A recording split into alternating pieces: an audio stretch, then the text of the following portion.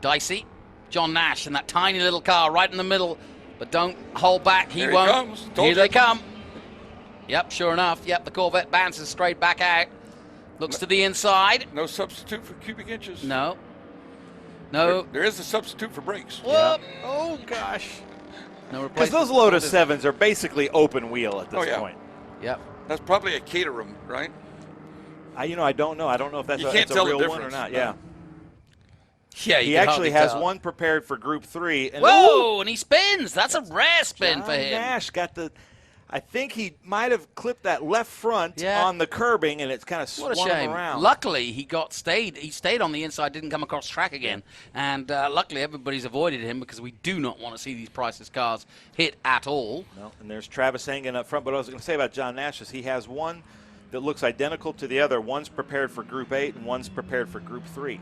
Now, is it me, or does it just look juxtaposed to have a Red Bull helmet in that beautiful classic car? Yeah. It just looked wrong, for a sponsor. Yeah.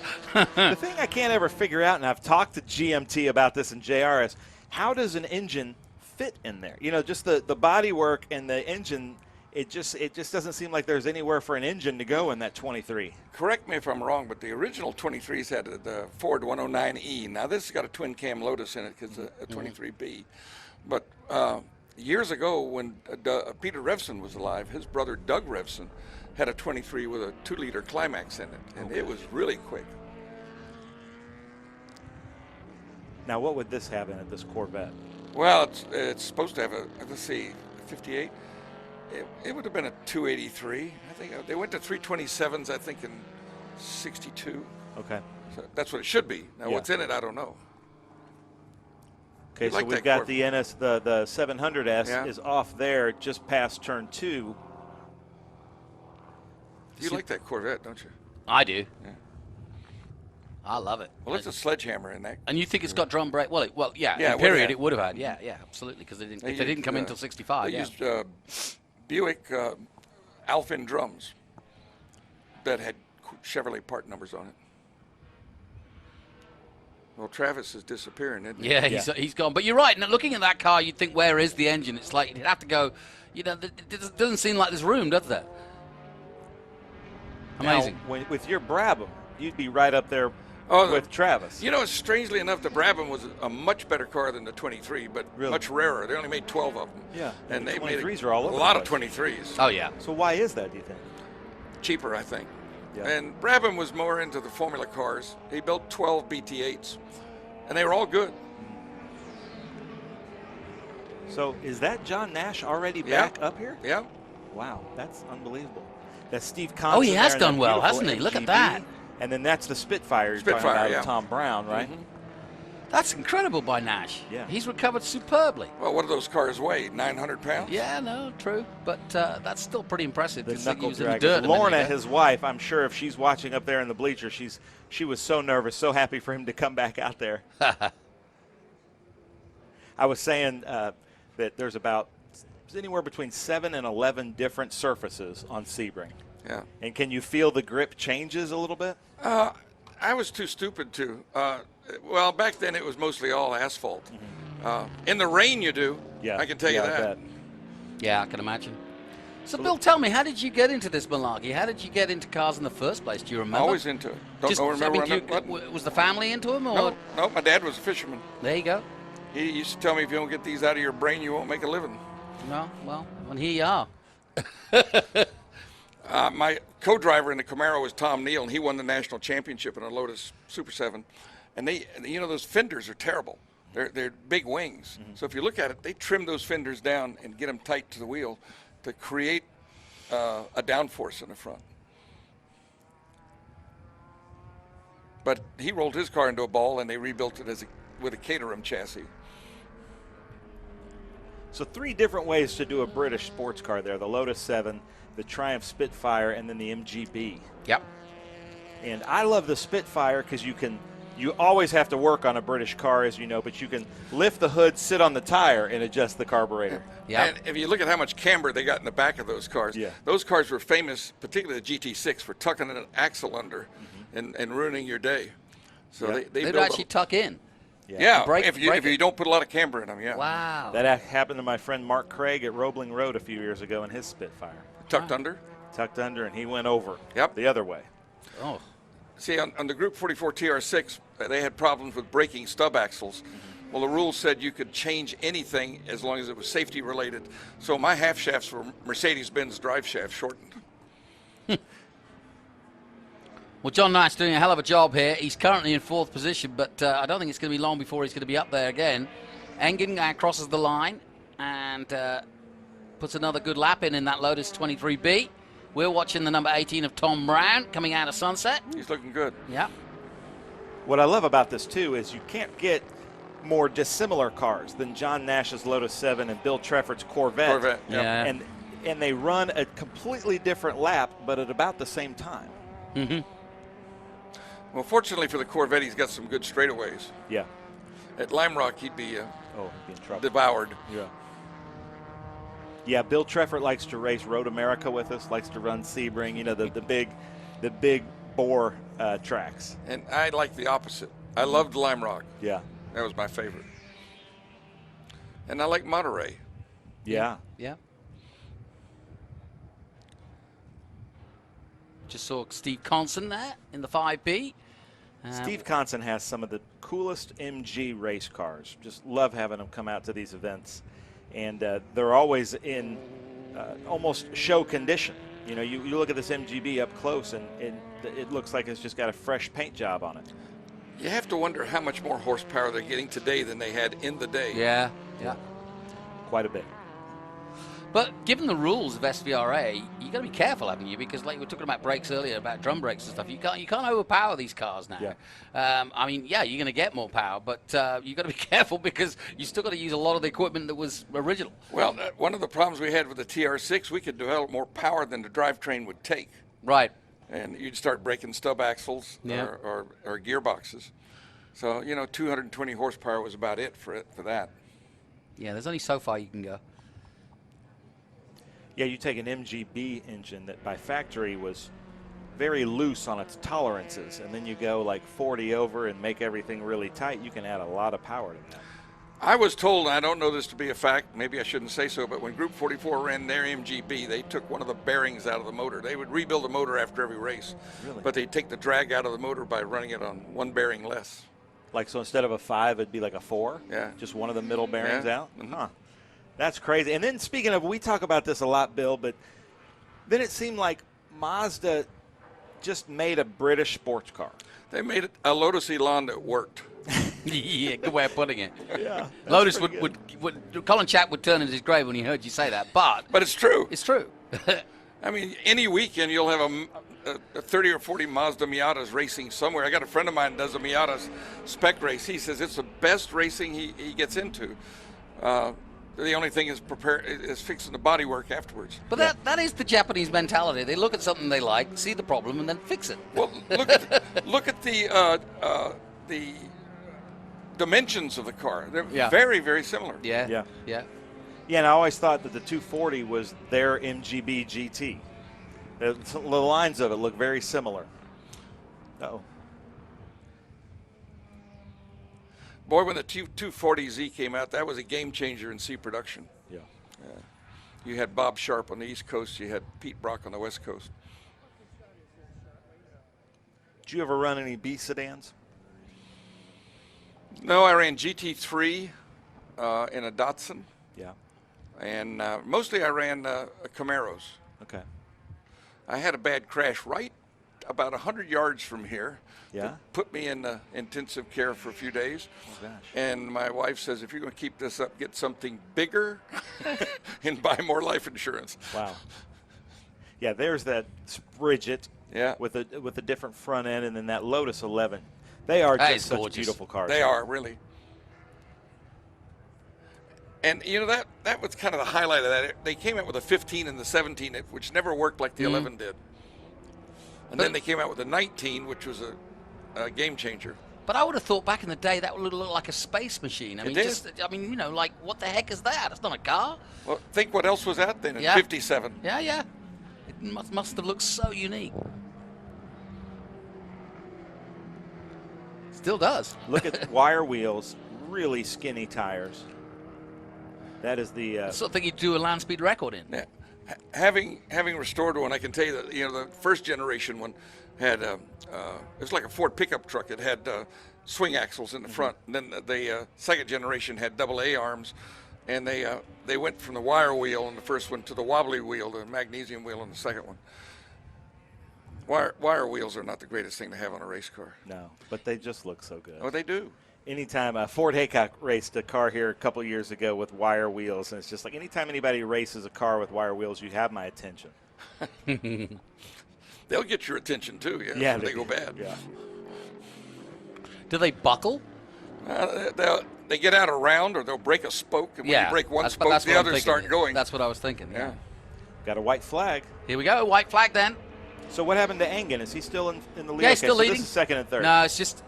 Well, no, let's no, stay it's- with this it's- battle, though, it's- because it's this is not the right flag. horsepower versus handling battle. Let's see who wins out here. Watch I know, turn this one. is it. This Watch is turn turn one. one. Here we go. Oh, Nash creeps right underneath the Corvette, and this is absolutely muscle versus nimbleness at Sebring. Nash has already gone off at the turn we're coming up to now, right at the start of this, but he's caught right back up again, and he's going for the win. Look at He this. has the advantage now until under the bridge. And then the Corvette should blow him away down towards the Cube 3 turn 7, right?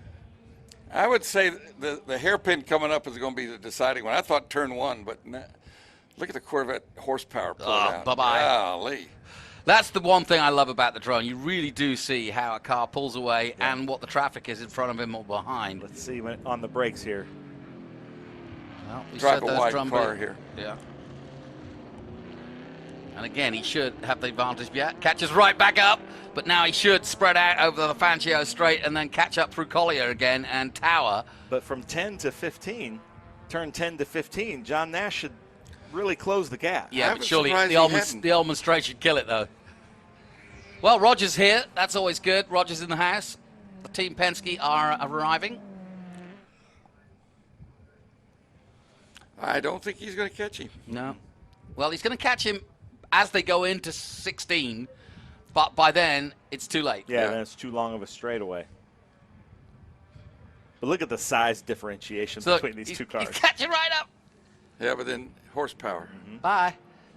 That's the drone does offer such a great illustration. It's a great illustration that we haven't had in Well, years here's gone his by. last chance. This is it. And if he doesn't get him here, which he won't, he's right there. But right they are behind. different classes. We've got a Group 3 car versus a Group 4 car. So Travis Engen's taking the checker to win Group 5. Well done, Well, Travis. they didn't throw it. He's already Yeah, they passed. didn't throw Did it. they? Oh, they haven't thrown it. No, that's weird. Maybe they didn't. They didn't Okay, spot him so- coming through. I just heard from race control that so it's white flag this time by. Ah, So that's John why. Nash might be able to take Bill Trefford. He's still got a chance then. Yeah, white flag this time by. Okay. Sorry, folks. We're getting excited here. We're watching John Nash go through his paces, and it's good stuff. And there's a little Fiat Abarth out there, too, of William Jones. The 773. Here we go. So across the line comes the Corvette, Look, the number 7. yeah. It's widening. The gap is widening. You can see it. Yep. But now watch this coming into one. Here we go. Braking's where it's at. And Come it's on, Nashy closing. boy. I love that red Ginetta there. Beautiful cars. And there's your leader, Travis. Travis Engen in the number 1. And he's got some 35 seconds up the road. He's already at the hairpin. And meanwhile, the battle we're watching between John Nash and Bill Trefford is just coming out of 3. They're close now. Look at this. Here we go. Well, this is as close as he's been. But now he'll lose out again on horsepower. But there's a Yeah. bit of traffic to come here. That might play into John Nash's hands, especially into the hairpin here. Yeah, they're catching this traffic right at the wrong time for Bill. Yeah, he's got to be careful here because he wants to brake late as he dares. But here you go. Driving Look at a this. defensive corner. See go that? on, Nashy boy. There you go. He's having a go. Down the Fangio straight they go. They're almost side by side here. The traffic's coming into play. They pass the Alphas. Meanwhile, we await the Ullman straight for the last time. And the leader, Travis Engen, about to attempt that. Meanwhile, an MGB at the back Anthony Hess. going through. Looks like a Dallas Cowboys fan. Right, here we go. Back to that battle. Running out of time. This is the last lap. Into tower for the last Look time. at the different lines these cars can take. That was so cool. Well, he may be taking a defensive line, huh? Yeah. I bet he And can't Bill see him in his Trafford mirrors. is an MGA driver, so he's he drives an MGA and also drives this big Corvette, so he can kind of approach it from both ways. So Travis Engen should be out here taking the Here he white comes. flag. Here he comes. Hey, another lap to try it. Now with the final lap. Here we go then. Travis Engen on his way. And look at that breeze. Boy, this really strong wind today. Yes. It's only when you see the white flag out there you realize. Now, down the back straight they come. John Nash can't see him. He's so small. But he's tucked in behind the Corvette, getting a little bit of a wind resistance. I used to tell Jim Netterstrom when he raced me with a Super 7, he needed a bicycle flag so I could see him. Into sunset they go. The Mission Foods sunset corner and the Corvette bouncing from side to side. Meanwhile, the nimble Nash on his way. They are going to take the white flag now. Nash will tuck himself in behind. Get a draft. Yeah, get a little draft if he can. And then use his superior braking and nimbleness to catch right up to the Corvette. This is as close as he's been. He can't even see him in the Corvette. If he looks at the mirrors, he won't see him. And now more traffic coming into play for the pair of them. This is the battle for second and third, remember. And Nash doing a really good job. That's a good job of recovery. Kept his head, having spun round in the first lap indeed. Down towards the hairpin for the last time. You got to pull for the underdog, don't Oh, you? yeah. They're hitting lap traffic just at the wrong time each time. Well, the idea is to get one of the lap traffic between Oh, you. here he comes. He's side by side, and he's going to be hung out to dry on the dirt if he's not careful, and he almost lost it. Oh, Now he's- he switches to the inside. And the Corvette forced to go wide and comes back on the inside. He got blocked. Got blocked slightly, and okay, the traffic's coming in the way. Now the 11's there as well, but they'll pass him The easily. 11 sees both of them. Yeah. Here you go, Here he here you goes. go, Nash going here for you go. it. Oh, and he does Bill. give in. Bill, thank you so much. Bill in that black Corvette saw him. I don't know how he saw him coming up on the right and just let him have it. Had Bill turned in where he wanted to, would have collected both the cars. So it's just some great driving there from the Corvette. Now let's see if he can get him between 16 and 17. I was What about do to you say, think, yeah, Bill I think Warner? he can. I don't think he can.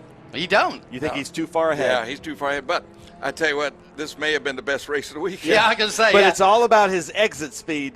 If we can go back to the Lotus 7 at But we gotta Corvette get the battle, tra- there's Travis Engen taking Yeah, he the takes checker. the checkered flag, takes Yeah. the win. Now we got to see what happens at But sunset. it all depends on John Nash's exit from turn 16. Yeah, here we go. We'll soon see them coming down the Almond Straight, and we'll know whether it's on or not. But I agree with Bill. I think he's got this. He's got enough of a lead where it can't be. Here we go. Ha ha!